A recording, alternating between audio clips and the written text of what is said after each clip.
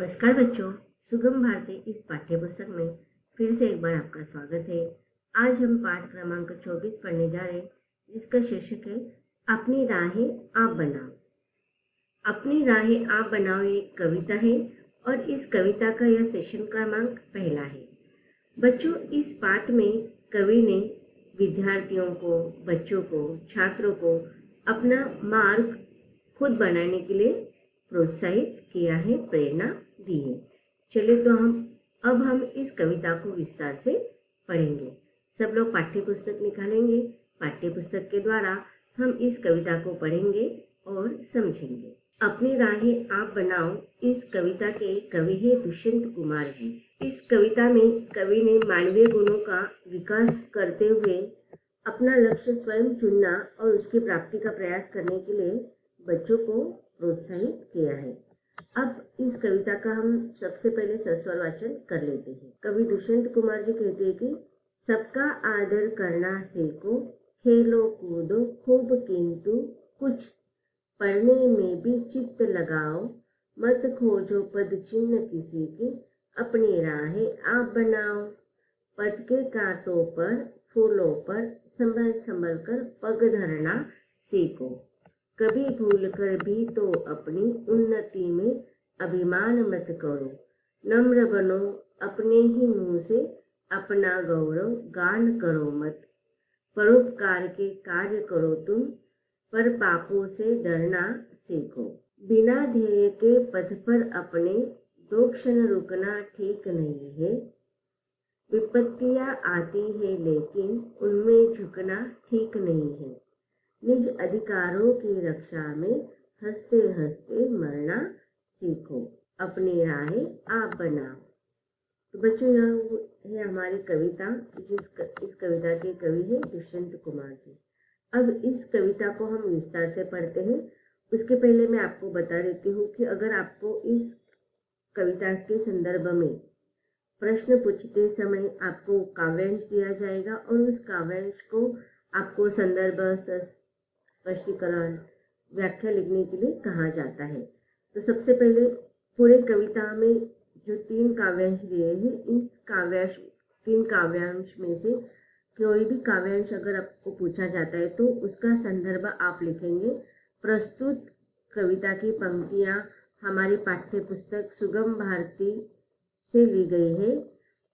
पाठ क्रमांक 24 अपनी राहें आप बनाओ, यह इस कविता का शीर्षक है और इस कविता के कवि है कवि दुष्यंत कुमार जी। यह इस कविता के रचयिता है कवि दुष्यंत कुमार। अब प्रसंग में आप इस काव्यांश में लिखेंगे कि इस कविता के पंक्तियों में बच्चों को शिक्षा ग्रहण करने के लिए कवि ने कहा है या कवि प्रोत्साहित करे। अब देखिए, सबसे पहले कवि विद्यार्थियों को, छात्रों को क्या संदेश दे रहे कि हमें क्या करना चाहिए, सबका आदर करना चाहिए।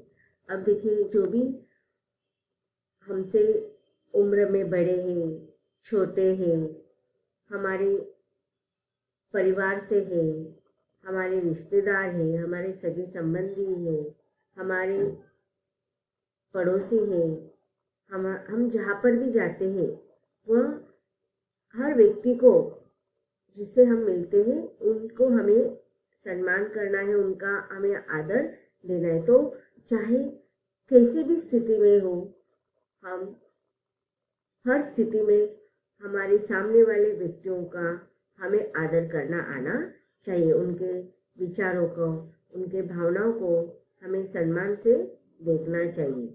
कविता के अगले पंक्ति में कवि कहते हैं कि खेलो कूदो खूब किंतु कुछ पढ़ने में चित्त लगाओ, मत खोजो पद चिन्ह किसी की, अपनी राहें आप बनाओ। अब देखिए कि बच्चे जो होते हैं वो हमेशा अपना समय खेलने में, मौज मस्ती में लगा देते हैं। अब उनकी उम्र ही है खेलने की, लेकिन यहाँ पर कवि हमें कहते हैं कि हमें खेलना भी चाहिए, मौज मस्ती भी करना चाहिए, मनोरंजन भी करना चाहिए। यह हमारे शरीर कार्य है और यह अच्छी बात है। खेलना कूदना बहुत अच्छी बात होती है, लेकिन खेलने में समय बर्बाद खेलते समय, मनोरंजन करते समय हमें हमारी पढ़ाई की तरफ दुर्लक्ष्य नहीं करना है। हमारे जीवन का, दिन का कुछ समय हमें पढ़ने में भी लगाना चाहिए। पढ़ने में भी चित्त लगाओ। चित्त का अर्थ क्या होता है? मन। कि हमारा मन जो है हमेशा देखो हमें पढ़ाई से दूर करता रहता है। हमारा जैसे पढ़ाई करने के लिए हम किताब खोलते हैं तो हमारा मन कहता है कि अब रहने दो, बाद में पढ़ो, अब रहने दो, आधे घंटे के बाद पढ़ो, अब रहने दो, 1 घंटे के बाद पढ़ो। कुछ हम खेलते हैं, कुछ और मनोरंजन करते हैं, तो उस समय हमारे मन पर हमें काबू आना करना चाहिए, हमें नियंत्रित करना चाहिए कि अब हमने इस समय थोड़ा समय हमने खेल कूद लिया है, थोड़ा समय हमारे दोस्तों के साथ बिताया है, थोड़ा समय हमने स्कूल में बिताया, थोड़ा समय हमने अपने परिवार वालों के साथ बिताया।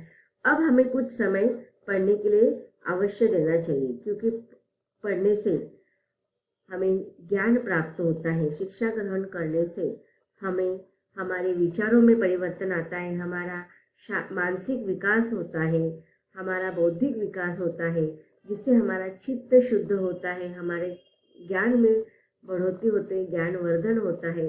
तो इसीलिए हमारे मन को हमें पढ़ाई करने में भी लगाना चाहिए, पढ़ने में भी हमारा चित्त मन हमें लगाना चाहिए। मत खोजो पद चिन्ह किसी की, अपनी राहें आप बनाओ।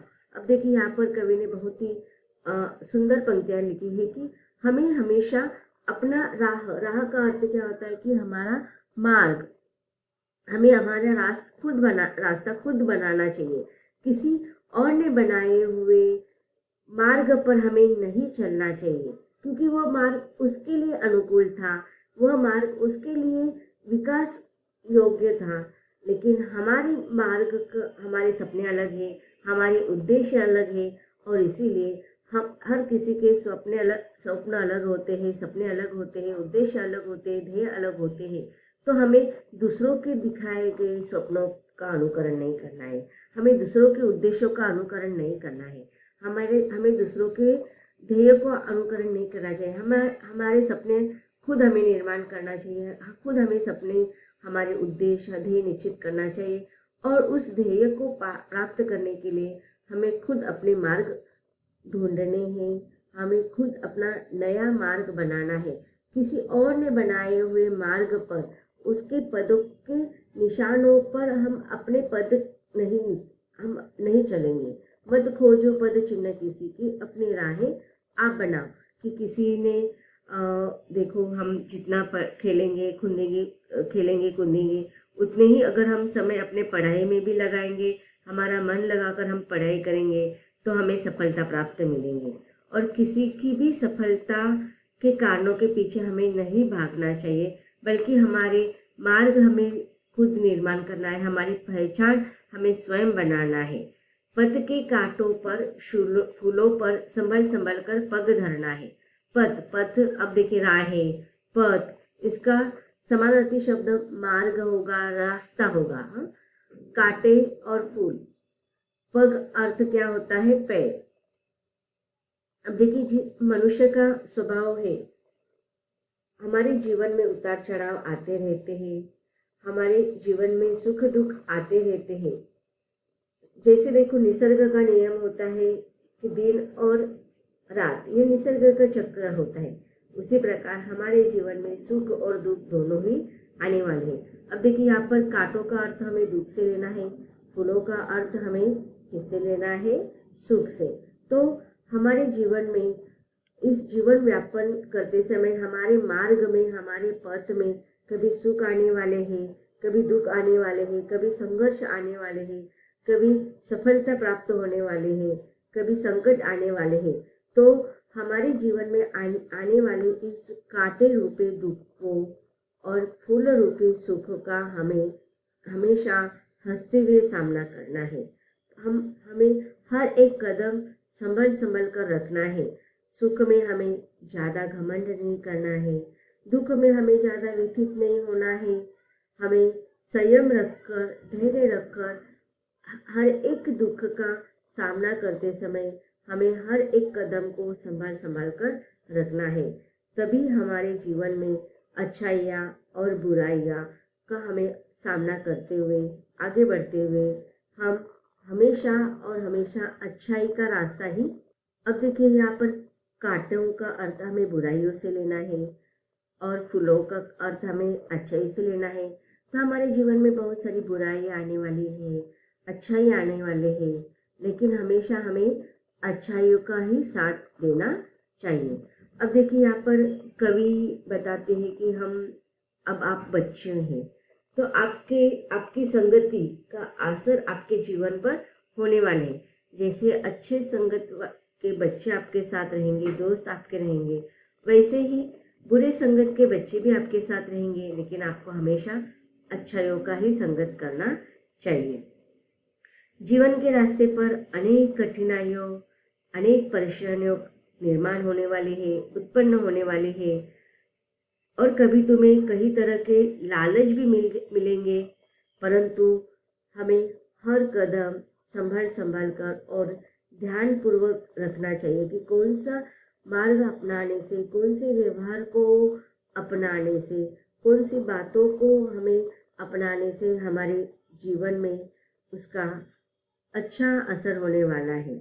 अगर कभी कभी हम छोटे से लालच के लिए हम बुराइयों का साथ देते हैं, झूठ बोलते हैं, छोटे से स्वार्थ के लिए हम किसी पर अन्याय करते हैं, तो इस प्रकार से हमें व्यवहार नहीं करना चाहिए। जो भी हम व्यवहार करेंगे ध्यान पूर्वक सोच विचार कर करना चाहिए। तो हर कदम पर हमें संभल कर ध्यान पूर्वक हमें हमारे रास्तों का चुनाव करना चाहिए। इसीलिए कवि हमें कहता है कि हर कदम हमें संभल कर कदम रखकर आगे बढ़ना चाहिए। तो अब देखिए यहाँ पर इस काव्यांश पर आपको प्रश्न पूछा जा सकता है कि कवि के अनुसार हमें किसमें चित्त लगाना चाहिए। तो कवि के अनुसार हमें पढ़ाई में चित्त लगाना चाहिए, मन लगाना चाहिए। अब कवि हमें और भी प्रश्न पूछ सकते हैं इस कविता में कि कविता में कहाँ पर संभल कर पग रखने के लिए कवि हमें समझा रहा है, इशारा दे रहा है।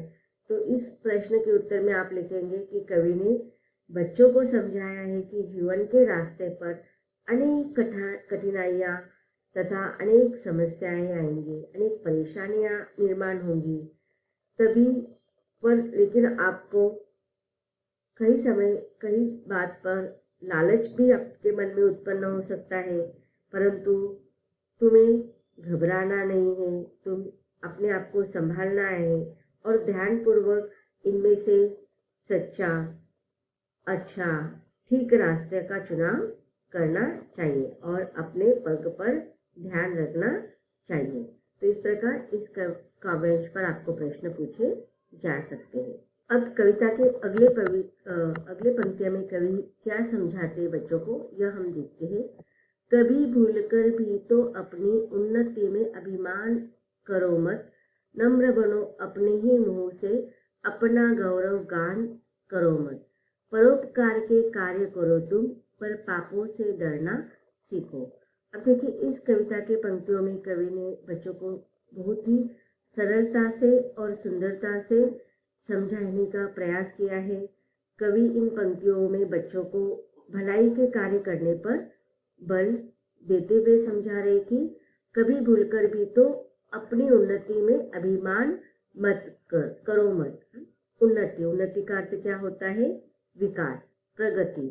अभिमान का अर्थ होता है गर्व करना, घमंड करना। तो हमारे अच्छे दिनों में हमारे जब उन्नति होती है, प्रगति होती है, तो हमें किसी भी प्रकार का अभिमान नहीं करना चाहिए।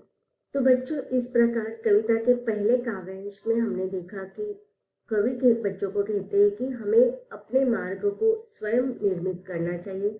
दूसरों के बनाए हुए मार्ग पर या दूसरों के दिखाए गए लक्ष्य, उद्देश्य या सपनों पर हमें नहीं चलना है। हमें हमारे सपने खुद देखने हैं और अपने लक्ष्य तक खुद पहुंचना है। अगले पंक्तियों को हम विस्तार से पढ़ेंगे इसके अगले